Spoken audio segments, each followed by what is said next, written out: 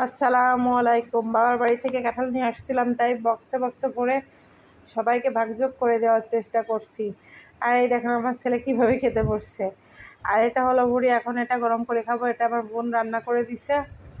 বাসায় এসে কী খাবার নিয়ে যাওয়ার জন্য। আর দেখেন আমরা অসুস্থ হয়ে কীভাবে আমার ছেলেটা কাহিল হয়ে নিয়ে সবার বাবার বাড়ি যাচ্ছিলাম। আর বাবার বাড়িতে দেখি কি আমার বোন ইন্টারন্যাশনালভাবে বুড়ি জ্বালাচ্ছে, মানে সবাই তো বুড়ি কাঠের চুলাই জ্বালায়, কিন্তু আমার বোন ওটা করছে বলেই দাঁড়িয়ে রেখে বিরিয়ানি রান্না করছে। এরপরে ডিম, তারপরে হচ্ছে এটা হচ্ছে হাঁসের মাংস, এটাও ডিম। এটা কিন্তু সবগুলো একদিনের ভিডিও না, এক এক সময় রান্না করা হয়েছে। আমি যে অসুস্থতার জন্য তো ভিডিও করতে পারিনি, একটু একটু করে যখন যে এখান থেকে যেটুকু নিতে পারছি তাই সব এক এক ফ্রেমে দিলাম আর কি।